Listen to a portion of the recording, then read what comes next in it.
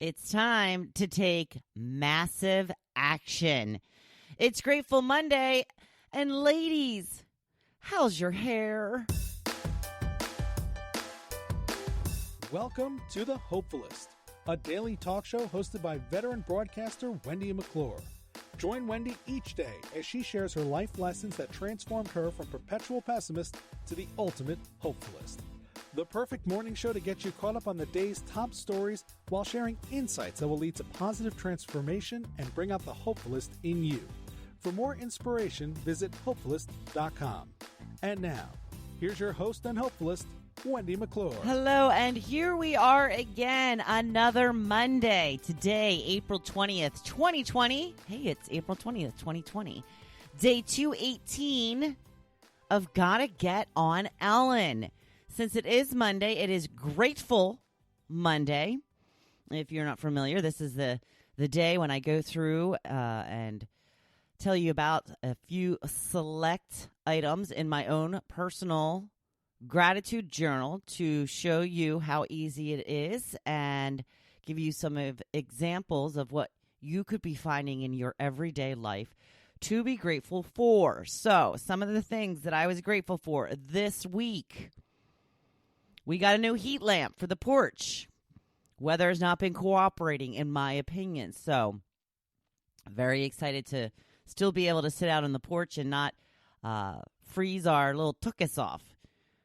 We had a driveway visit on Saturday. My friends Megan and Jen popping on by. Surprise visit. Yes, that's right. I had decided not to bother getting dressed on Saturday.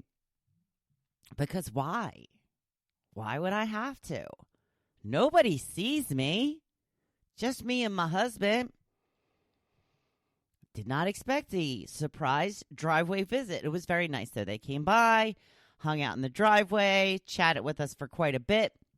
It was nice to have some human contact. Well, human social contact, not actual human touch contact. You know what I mean.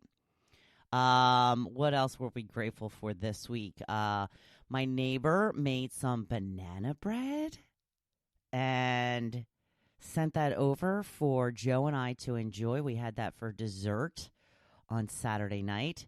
I had gotten some ice cream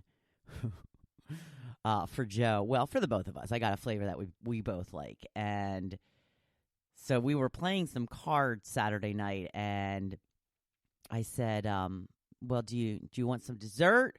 You're going to have some banana bread? He goes, I'm thinking about saving that until tomorrow. He goes, I think that I'm going to have ice cream. I said, I was going to have both. I was going to have banana bread with a little bit of ice cream on the side. And he just looked at me and his eyes got real wide. He's like, I didn't realize you could do that. I'm like, of course. We're grown-ups now. We can do whatever we want. So that's what we both did. And finally, yesterday, a nice, warm, sunshiny day. Well, semi-warm. It wasn't that warm. I did sit outside in my, full-size jeans and a big sweatshirt, but it was just nice to sit and feel the sun on my face and not be freezing cold. So I sat outside for quite a while, maybe an hour and a half, 2 hours, reading my book. We fired up the grill. We had some hamburgers and hot dogs for lunch. Yum. It's almost like summer. Almost.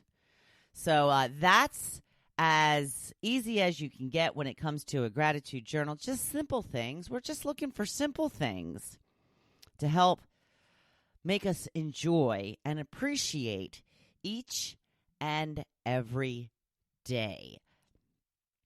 We are going into week 6 of quarantine now. Kind of crazy, right? Week 6. We are complaining after week 1 and week 2. Who knew we would be here 6 weeks later? Another thing, though, very grateful for at this time. Stable cable and Wi-Fi. I don't know about you guys, but I got to tell you, knock on wood, our cable has been hanging in there strong. Can you imagine no Wi-Fi or cable if we didn't have all this technology right now, what on earth would we be doing with ourselves? We might be reading books. The horror. Even my book clubs that I'm a part of, like online, like just not clubs, but groups that I belong to that give a lot of book suggestions and recommendations. A lot of people I'm noticing are saying that they just can't concentrate on reading right now. I guess they're just very anxious and worried about a lot of stuff. And, and I understand that, yeah, there's a lot to worry about right now. But I've always been able to escape in a good book. And this holds true for me at this time. Thank goodness. I am just plowing through the books. I finished my Jessica Simpson book. It was very good. I really do highly recommend it. Open Book by Jessica Simpson. There are times when she comes across as a bit of a spoiled brat, and she admits that. She's like, I know I'm spoiled. And then there's other times she kind of, acts a little bit like the princess, and she says some things sometimes where you're kind of like, ugh, I don't think she realizes how that came out. But all in all, I thought it was a really good book. In fact, I think that today or tomorrow. See that I've started working ahead a little bit. And the problem with working ahead is I forget exactly what I have written for today in the blog post. So I think it actually is tomorrow. I put a little excerpt in the blog post from the Jessica Simpson book. So I don't do that very often. So and who would have thunk it would be from a Jessica Simpson book? So I started a new novel now. And I don't remember the name of it. Something about gravel, the driveway, and the gravel in the driveway, or something like that. It looks to be a memoir. I believe it's a memoir. So we'll see how that goes. Also something that I found recommended in one of my Facebook book groups. I'm wondering how my ladies are holding up. How is your hair? How is your nails? Yeah, I got out of the shower yesterday, towel dried my hair, looked in the mirror and went, ooh, oh, that ain't good. That is not good. Wearing a lot of headbands lately. I do have the color spray, so I'm not too terribly worried about it, but my hair appointment was supposed to be this week. I've been pretty lucky because my hair appointment was literally the week before quarantine started. So I had nice, fresh roots or no roots when this whole thing got started. So I've been in pretty good shape, but not anymore. Not anymore. I did have an appointment scheduled for this week. It has been canceled, and I was told that I will get a phone call when they are back open and accepting appointments again. I had scheduled an appointment for my hairdresser in Pennsylvania. I have a hairdresser here in New Jersey, but I always go back to my hairdresser in Pennsylvania for my highlights because nobody does highlights like Lori does highlights. She is the highlight of highlighters. She does an amazing job. And she's told me that she does it a different way for me specifically because of my curls, that you have to do the highlights in a certain way so that they show more with the way that my curls are. And whatever she does right, because I've had it done from other people, and it's like I look in the mirror and I can't even see them. I mean, I can, but I can't. You know what I mean? Like, when I pay a lot of money, because highlights are a lot of money, I want to look in the mirror and see them every time. That's right. I don't get my nails done, so that's not been so much of an issue for me. I've always just painted my own nails. I do typically get pedicures, and I did paint my nails, my toenails a couple of days ago, and I thought I could get away with just like the little simple one coat or whatever. And then when I was sitting outside in the sun yesterday, I was looking, I was like, oh, there's like all kinds, they're very splotchy looking. So yeah, I'm going to have to go back and do another coat of the toenails. I can't even imagine how long it's going to take to get like manicures, pedicures, your hair appointment. It's going to be insane. It's going to be insane. So I'm still trying to get everything that I need online as much as possible. We have an outside shower here at the house that I just love. I love, and it's still a little early for me, so I'm not freaking out yet. But when Joe closed the outside shower last year, he like snip the line or something, knowing that he would have to buy a couple of new parts to get it going for this year, not realizing, of course, the situation that we're in. And you just can't, where you're just not supposed to run up to Home Depot to get something like this because, it's not essential. My outside shower is not essential. I know that. But I want it. I like it. I would like to enjoy it. So we started looking for some things to purchase from Home Depot online. And we had to get up, I think it was $40 or $45 to get, they wouldn't even consider delivering because everybody's got new rules now with everything that's taking place. And, I don't begrudge that. That's fine. But we were really struggling to come up with $40 worth of stuff. I'm like, all right, well, do we need air filters? Do we need this? Do we need that? And then I'm like, get a new grill brush. By the time it was all said and done, it ended up being like $70-some. I'm like, how did we struggle to get to 40 and now it's 70? Well, one of them is they're charging you twice for shipping.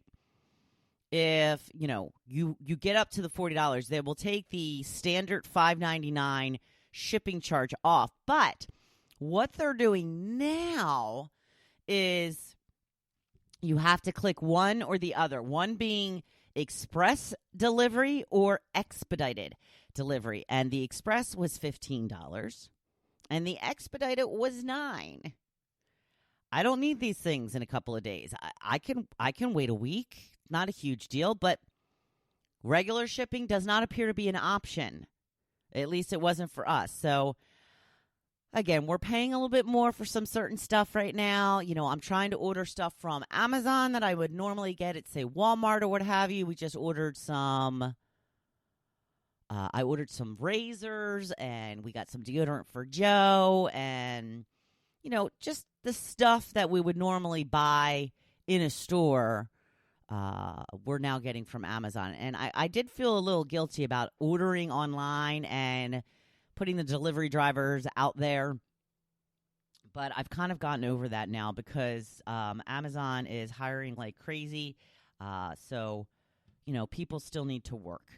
And this is one way for at least this area of commerce to stay and keep people employed. So I'm just taking my guilt off the table. It's not feeling guilty about it anymore because I'm certainly not the only one online shopping, especially from Amazon. So there you go. But if you're going onto the Home Depot website or websites like that, just beware of the double shipping charge. Pay attention.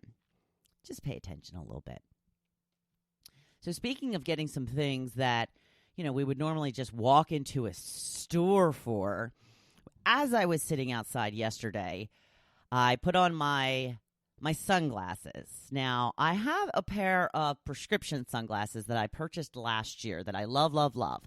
But I did not get, in order to save a little bit of money, yes, I'm at an age where I need bifocals, but I did not get the bifocals in the sunglasses because I figured, my eyes are very, without getting into a long involved story, my eyes are very weird and wonky. I have like 20/20 vision in one eye and like 20/80 vision in the other eye. So it's a bad enough, difference that I need glasses for distance. But when it comes to up close, the big disparity between my two eyes is not, it makes it so that I don't really have the problems that most people my age do with reading up close.